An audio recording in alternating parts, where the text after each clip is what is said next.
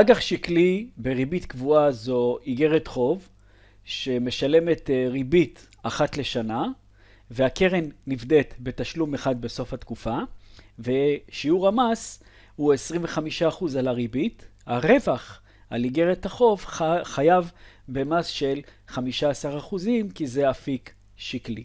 הערך הנקוב, הקרן, תמיד 100 אגורות, שקל אחד. אז למעשה אלה תנאים הבסיסיים של כל אג"ח שקלי בריבית קבועה. עכשיו נפתור את השאלה. יש לנו איגרת שמשלמת ריבית ברוטו של 5% כל שנה למשך 10 שנים.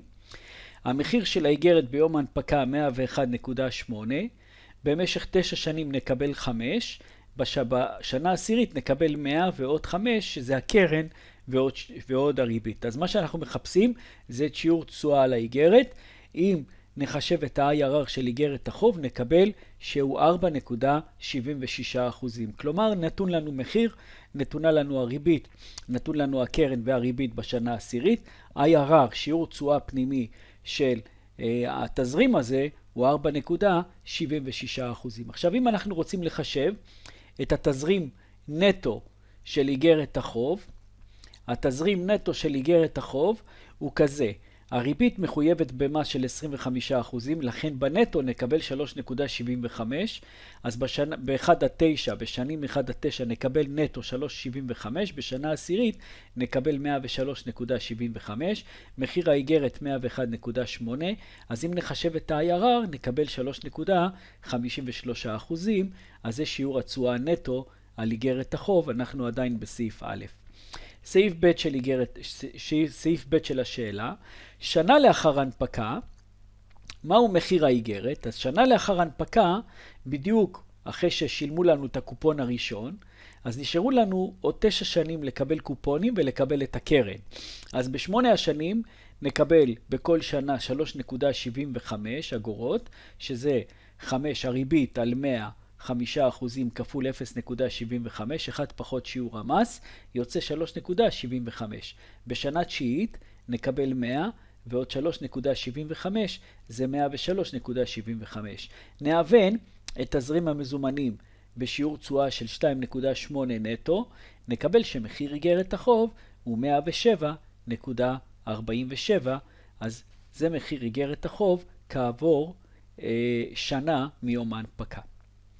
סעיף ג', בסעיף ג' אומרים לנו מה יהיה מחיר איגרת חוב 2.5 ממועד ההנפקה, כאשר שיעור התשואה השנתי הוא 3.2%.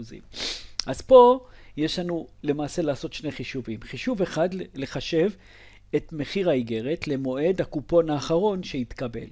מתי התקבל הקופון האחרון? הקופון האחרון התקבל 2 לאחר מועד ההנפקה, כלומר נותרו 8 שנים עד לפדיון של איגרת החוב. אז 8 שנים לפדיון איגרת החוב, יש לנו 1-7, 3.75 זה התזרים. בשנה שמינית יש לנו 103.75. אם נאבן את התזרים הזה ב-3.2, נקבל 103.82. כלומר, למועד הקופון האחרון ששולם כעבור 2 מיום ההנפקה, מחיר איגרת החוב הוא 103.82.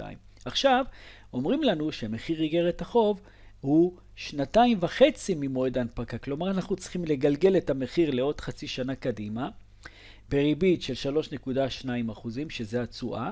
אז מה שאנחנו עושים, לוקחים את מחיר האג"ח שמצאנו ב-PV1, שזה 2 לאחר ההנפקה, ונכפיל את זה ב-1.032 בחזקת חצי, כלומר בריבית לתקופה של 3.2, וזה יוצא 105.46. כלומר, מחיר איגרת החוב כעבור 2.5 מיום ההנפקה הוא 105.46.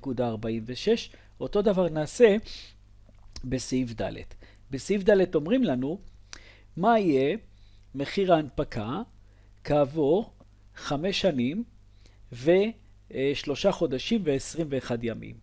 3 חודשים ו21 ימים זה 111 ימים. אז אנחנו צריכים לחשב את מחיר האיגרת למועד האחרון של הקופון, שזה יוצא בדיוק 5 שנים מיום ההנפקה. כאשר בשנה ראשונה עד 4 יש לנו 3.75, זה התזרים מהריבית. בשנה חמישית אנחנו מקבלים 100 ועוד 3.75. נאבן את הכל לפי שיעור תשואה של 2.5%, נקבל את המחיר של איגרת החוב 5 שנים ממועד ההנפקה, זה יוצא 105.8. עכשיו אנחנו צריכים לגלגל את המחיר הזה 105.8 ל-111 yמים קדימה ל-PV2.